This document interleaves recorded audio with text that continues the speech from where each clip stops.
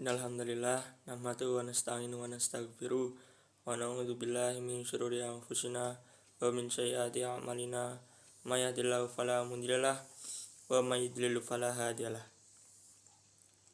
Asyhadu an la ilaha illallah wa asyhadu anna Muhammadan abduhu wa rasulullah nabiyya wa rasulullah. Pertama-tama marilah kita panjatkan puja dan puji syukur kita kehadirat Allah Subhanahu wa taala yang telah melimpahkan karunia sehingga kita masih sehat walafiat sampai saat ini.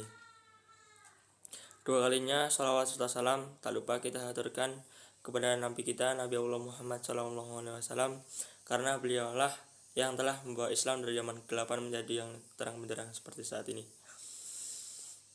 Saya di sini, nama saya Hafidh Tazani dari kelas 4 MIA 1, ingin mengerjakan tugas-tugas Bank Indonesia, yaitu menceritakan biografi tentang Kiai Haji Ahmad Dahlan dan Kiai Hasyim Asy'ari.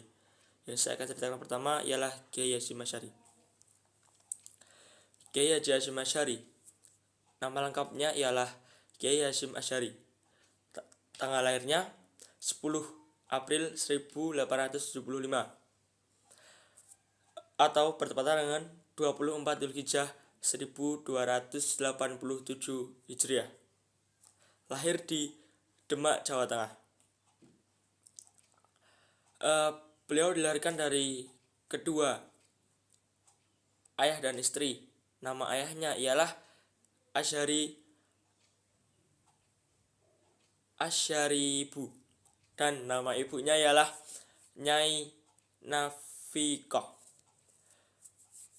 Anaknya mempunyai anak yang pertama Hanah, Khairiyah, Aisyah, Hizah, dan lain-lain yang saya tidak bisa sebutkan satu persatu. Beliau merupakan orang terkemuka yang mendirikan organisasi masyarakat Islam yang besar, yaitu Nahdlatul Ulama. Nahdlatul Ulama ini merupakan organisasi masyarakat yang sangat besar yang mempunyai solidaritas yang tinggi, dan organisasi Nahdlatul Ulama ini telah menyebar di seluruh kota-kota Indonesia dan juga di pelosok-pelosok desa di seluruh Indonesia. Tidak hanya itu, Kiai Haji Hasyim Asy'ari ini juga mendirikan pondok pesantren Tebu Ireng di Jawa Timur. Selain mengajar di pondok pesantren beliau, ia juga mengajar para santrinya membaca buku pengetahuan umum dan berorganisasi dan berpidato. Semenjak kecil, beliau mendapatkan pendidikan dari ayahnya langsung, yaitu dari kakeknya langsung, yaitu Kiai Usman, karena beliau mempunyai semangat yang tinggi dalam menuntut ilmu. Beliau juga mengajar di pondok pesantren ayahnya. Karena itu ia pandai dalam mengajar, dia juga mempunyai ilmu yang sangat tinggi. Tidak hanya itu, dia juga mengajar di pondok-pondok pesantren seluruh Indonesia. Pada masanya ia menunaikan haji. Tidak ada menunaikan haji, beliau di Mekah juga menuntut ilmu. Dan Kiai Hasyim Asy'ari ini menuntut ilmu tidak hanya di Mekah, melainkan di Malaysia dan lain-lain yang mempunyai kota-kota besar yang beliau dapat ke sana untuk mencari ilmu. Beliau wafat pada 25 Juli 1947 karena ia mempunyai penyakit pendarahan di otak, dan beliau dimakamkan di Tebu Ireng. Sekian. Yang kedua ialah Kiai Haji Ahmad Dahlan. Kiai Haji Ahmad Dahlan mempunyai nama kecil, ialah Muhammad Darwis, yang dilahirkan dari pernikahan Kiai Haji Abu Bakar dan Nyai Abu Bakar. Ahmad Dahlan sendiri mempunyai prinsip yang kuat, mempunyai pemikiran yang cerdas dengan ide-ide yang cemerlang, sehingga ia bisa mendirikan organisasi masyarakat yang besar, ialah yang bernama Muhammadiyah.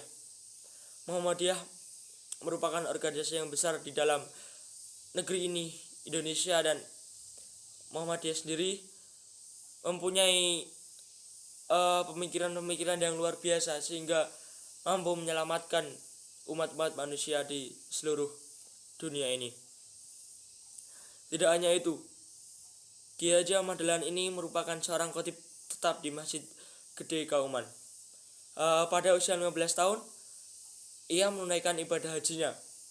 Tidak hanya itu, dia tidak hanya menunaikan ibadah haji saja, tetapi Ki Haji Ahmad Dahlan ini sudah menuntut ilmu di Mekah, seperti berguru kepada Muhammad Abduh, Al-Afghani, Rashid Ridho, dan lain-lain.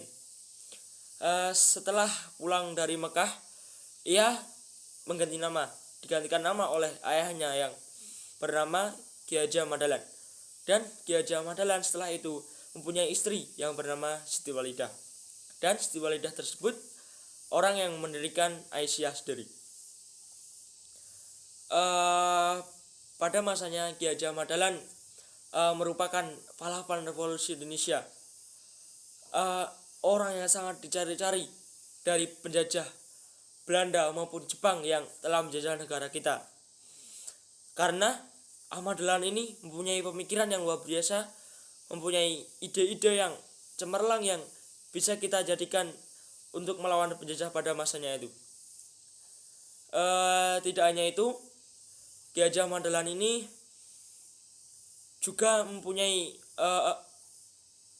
watak yang ramah, yang rendah hati dan tidak sombong. Karena itu kita bisa menyontoh dari watak Ki Haji Ahmad Dahlan ini. Selanjutnya beliau meninggal pada 54 tahun atau bertepatan dengan 23 Februari 1923, dan beliau dimakamkan di Masjid Karangajen. Sekian dari saya, mungkin ada salahnya mohon maaf. Assalamualaikum warahmatullahi wabarakatuh.